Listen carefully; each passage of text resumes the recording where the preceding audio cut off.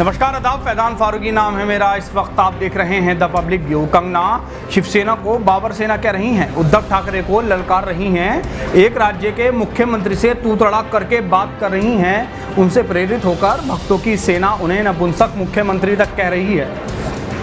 राजनीति किस तरह रंग बदलती है ये आपको आज बीजेपी की बेबसी बता रही है। बाल ठाकरे भारत की हिंदुत्ववादी विचारधारा के सबसे आक्रामक चेहरा हुआ करते थे। उन्हें हिंदुत्व के कट्टरपंथी समर्थक, हिंदू हृदय सम्राट कहकर बुलाते थे और ये उपाधि प्राप्त करने वाले वो सबसे पहले राजनेता बने थे। बाला ठाकरे का ऐसा जलवा है कि आज नरेंद्र मोदी के तमाम हिंदूवादी दावे के बाद भी महाराष्ट्र में उन्हें हिंदू हृदय सम्राट नहीं कहा जाता है। 2002 के गुजरात दंगों के बाद देश की राजनीति में हिंदुत्व के दो ही चेहरे थे, एक थे बाल ठाकरे और दूसरे नरेंद्र मोदी। बाल ठाकरे अपने ढलान पर थे और मोदी अपने उफान पर थे।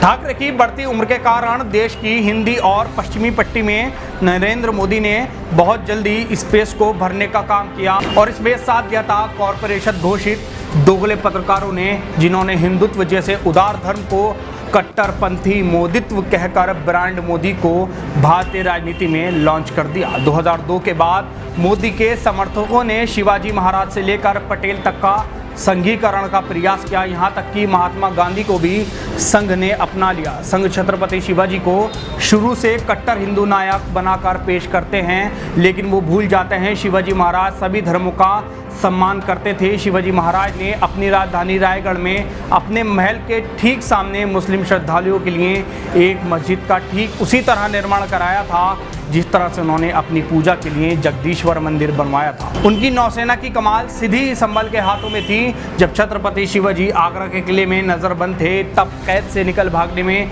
जिन दो व्यक्तियों ने उनकी मदद की थी, उनमें से एक मदारी मेहतर मुसलमान थे। मोदी शुरू से जानते थे कि शिवसेना का असली हिंदुत्व उन पर भारी है, इसलिए वो महाराष्ट्र में ठाकरे परिवार का गुणगान से परहेज करते रहे। उन्होंने इस पार्टी को गुंडों की पार्टी कह डाला था। उन्होंने शिवसेना के असली हिंदुत्व को मिटाने का भरपूर प्रयास किया, लेकिन शिवाजी महाराज के सेवक उद्धव और आदित्य ने उनका खेल पलट दिया और पूरे महाराष्ट्र को असली हिंदुत्व का चेहरा दिया।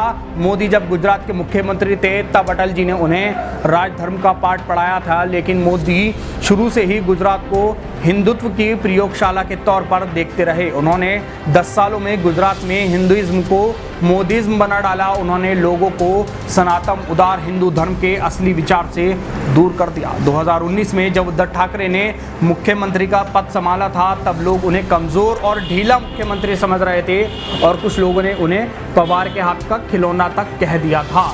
लेकिन एक अनिच्छुक राजनेता से उद्धव ठाकरे कोरोना की लड़ाई में एक जननेता के रूप में उभरे हैं। सच्चा हिंदुत्व आपको शांति और उदारता सिखाता है। आज की स्थिति में उद्धव महाराष्ट्र के सबसे अच्छे मुखिया हैं, क्योंकि वे अपने साथ एक शांत ऊर्जा, एक नया दृष्टिकोण लेकर आए हैं। वो मजदूरों से लेकर अल्पसंख्यक का भरोसा जीत रहे हैं। वो लगातार फेसबुक पर लाइव होकर लोगों की समस्या सुन रहे हैं, सिर्फ अपनी सुना नहीं रहे, सुन भी रहे हैं, उनसे व्यक्तिगत संवाद कर रहे हैं। कोरोना काल में जिस तरह से उन्होंने अफवाह और मीडिया को नियंत्रण किया है, वो तारीफ के काबिल है। उन्होंने आक्रामक होकर जिस तरह से अपराधियों पर कठोर कार्रवाई की है, वो ये बताता है कि राजा का धर्म केवल जनता की रक्षा और सेवा करना ही होता है। शिवाजी महाराज को जनता का राजा कहा जाता था। भारत के असली हिंदू हृदय सम्राट थे, वही थे जो सभी धर्मों का सम्मान करते थे और जनता को ही उनका परिवार माना जाता था।